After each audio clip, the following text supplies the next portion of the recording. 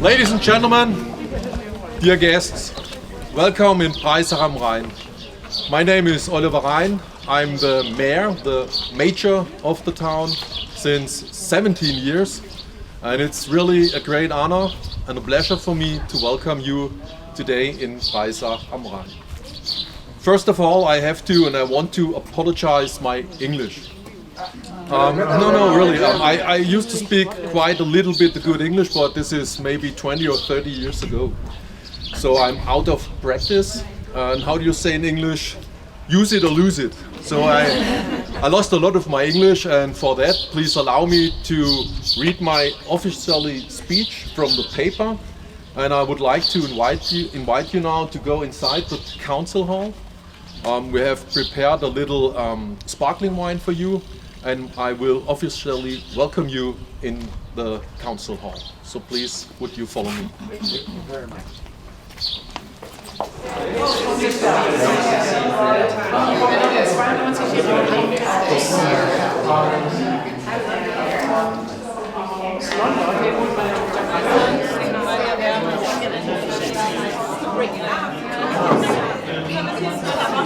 You've been here before. Yes. This is still, and this is sparkling. Is this sparkling? This is sparkling. Thank you. We'll take a new one.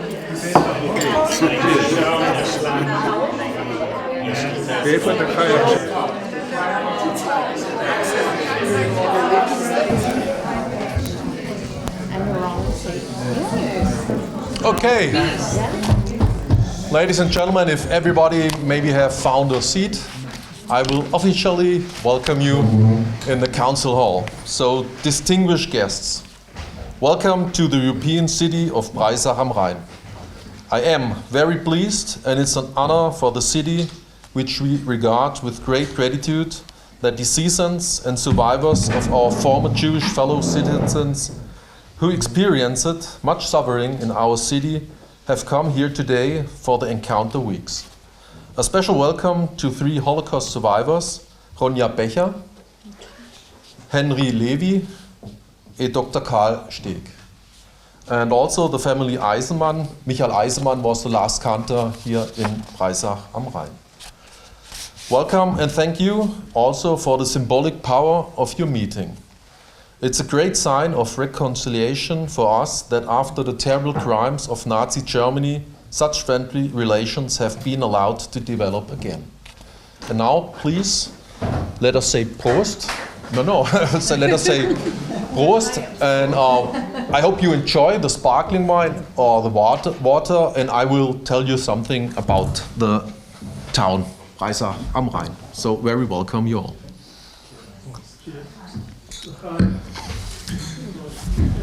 I know that some of you already know the town of Breisach. Our town has a very, very long history. It was first mentioned in documents in 369 by Emperor Valentinian, as the town was located on the waterway on the Rhine, but was also easy to defend because of the Münsterberg. It very soon gained in importance.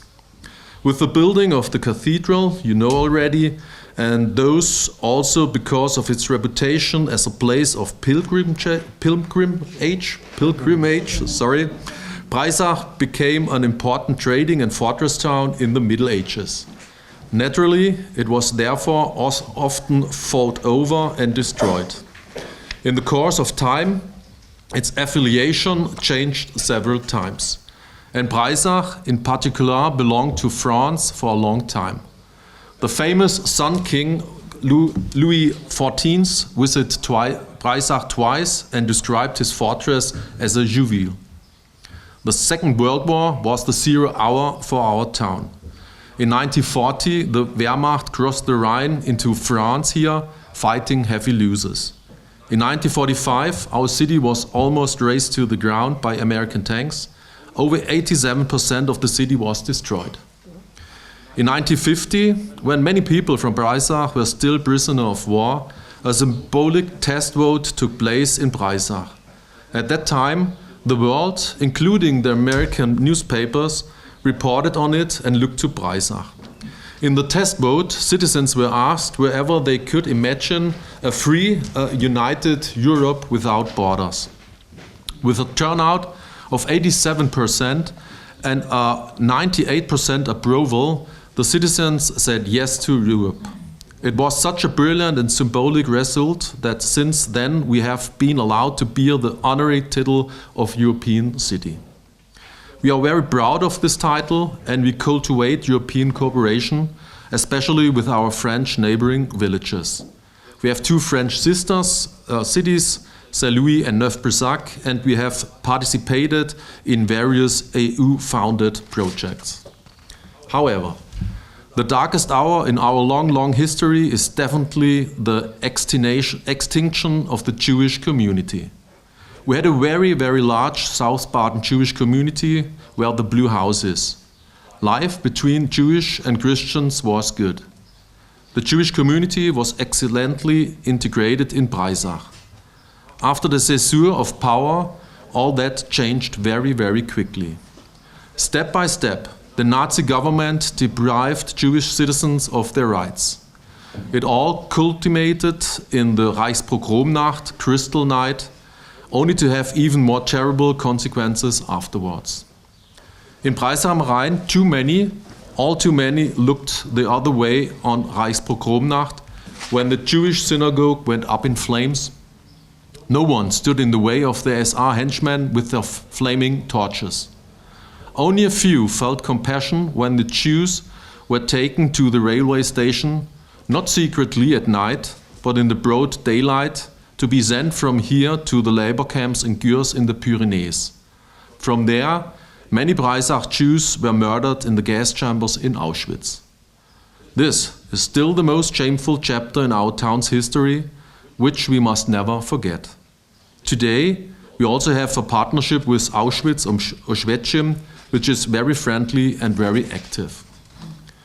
Difficult questions arise to which there are no easy answers, but which we must nevertheless seek. This also shows us, in particular, the race-glorifying right-wing machinations also in our country in recent years. Those news worry me. There is an increasing hate crime in our country.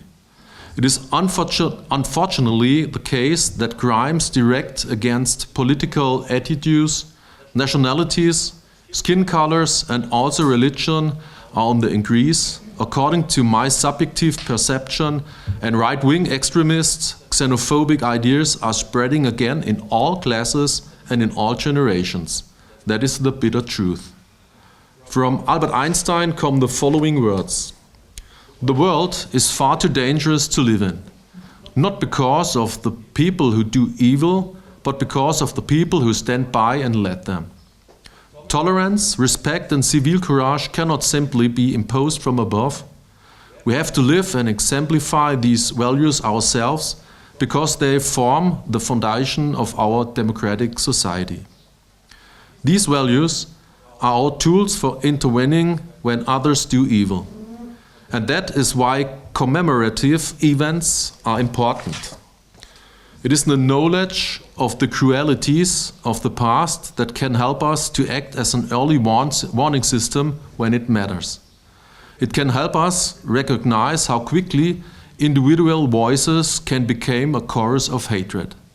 For this reason, the culture of remembrance that we have cultivated in our country and in our city for many decades is indispensable. This forces us to learn from the darkest chapters of our past for the future to remember.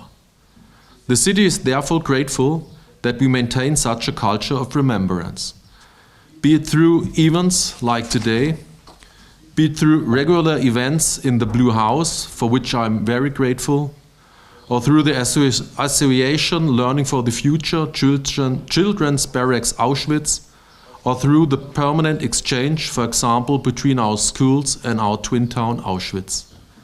A cross-generational dialogue is created and we have to learn from it.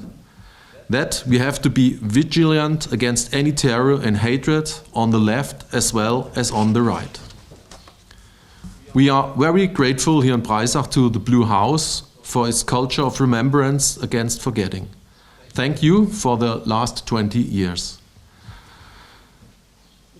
Today, and there's a lot of meeting, talking planned for the coming week.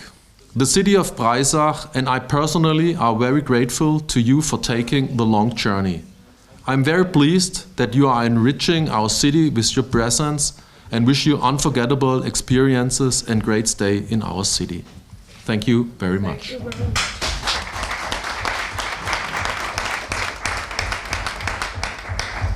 can we clap a little for the Blue House? Yeah, also maybe not.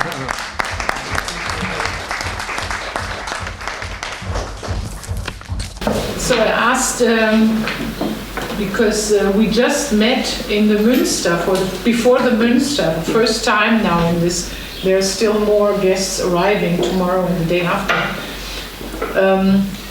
So I asked Bob Bahr, whose plane was on time, whose train was on time, and he already walked into the Blue House this early afternoon to speak for the group. And I hope that you all agree with what he has to say.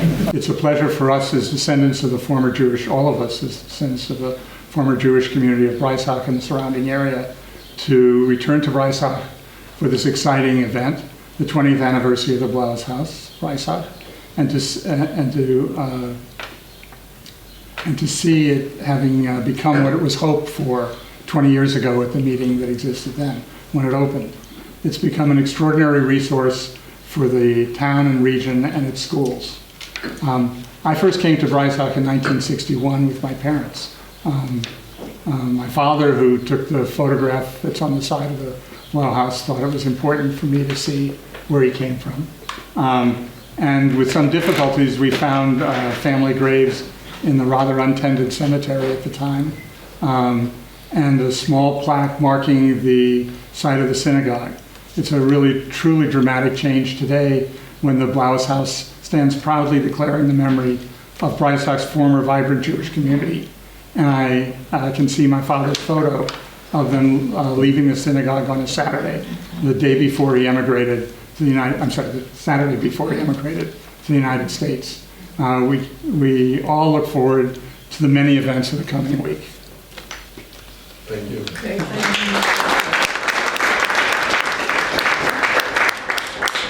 The artist was fantastic, and the music was so moving.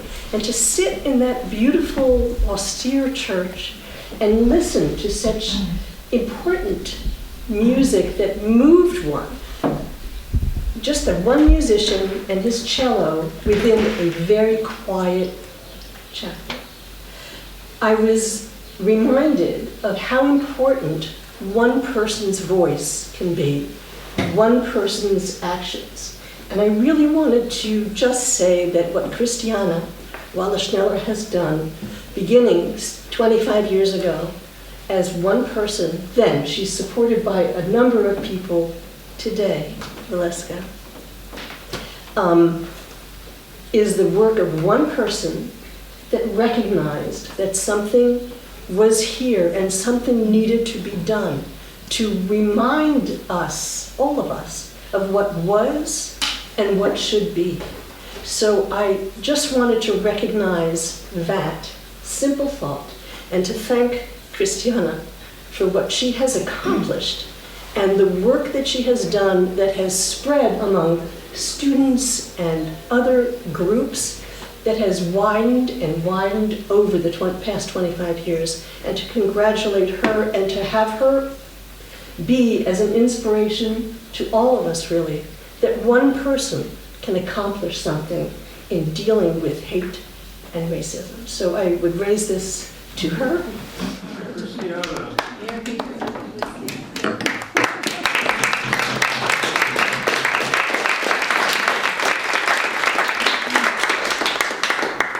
I think it was right here that in 1998, Ralph Eisemann, your father, and B, his wife, sat with Alfred von Arp. You were not in office yet. And again, I think in 2000 there was an invitation to speak. I will make the long story very short. Ralph well, before he left, I wasn't invited even to the whole thing, but I was introduced to him, and before he left, he said, "Can you help me to answer 2 questions? First, what happened to my baby brother who died and who's buried here in Breisach?" This question we couldn't answer. "And what did really happen to my father?"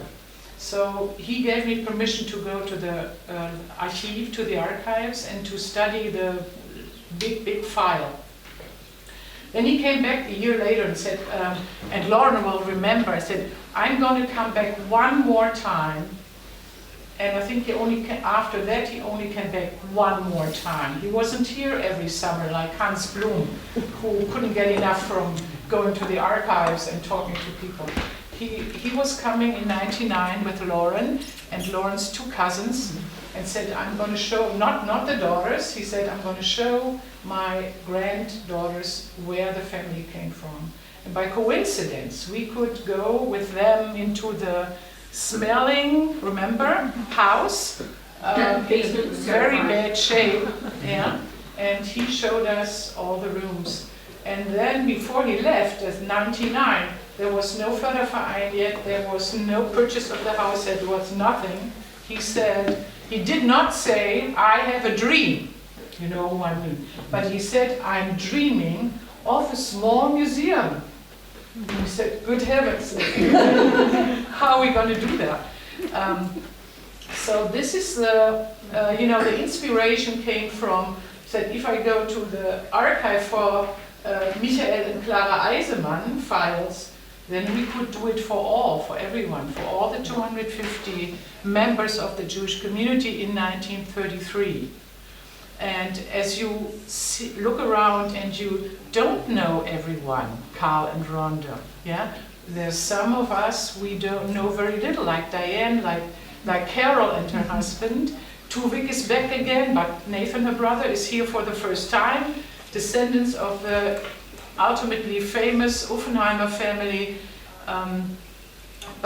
So it's spreading out.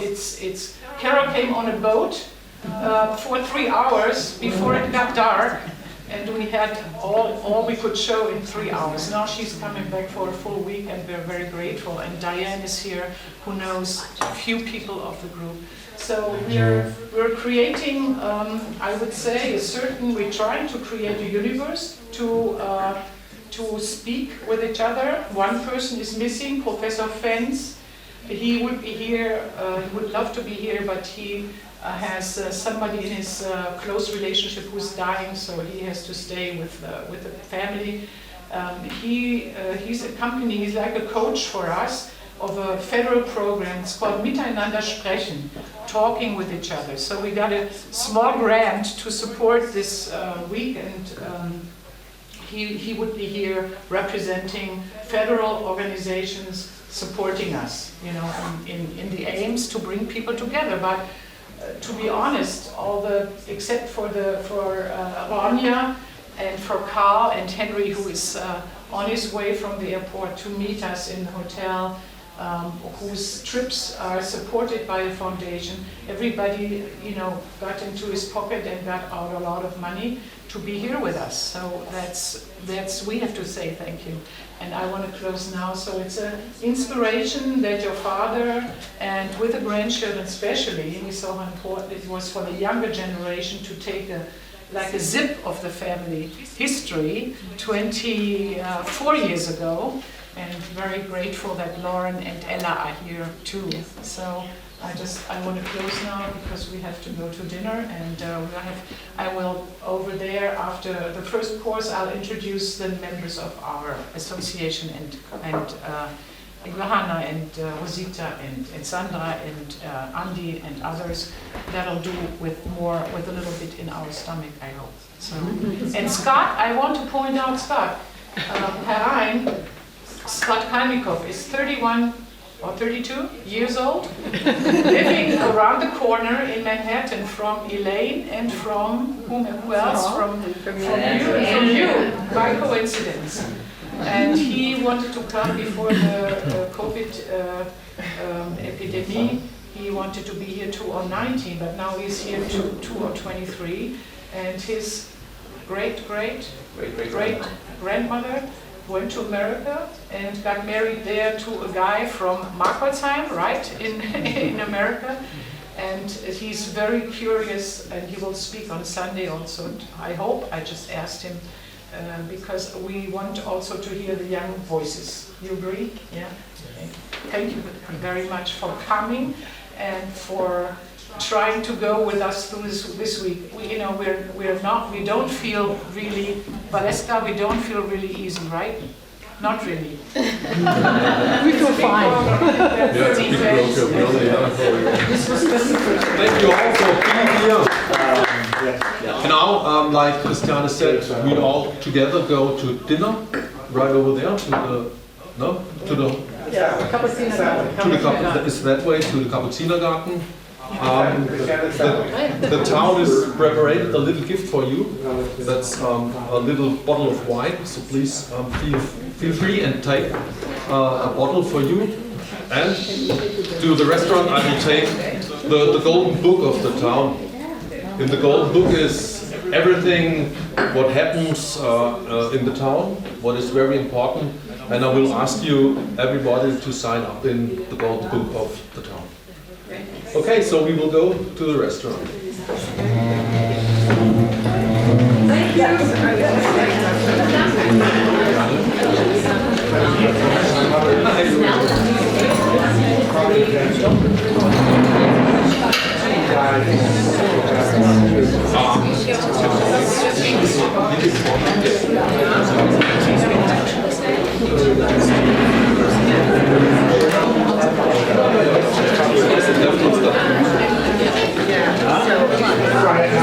I didn't understand that.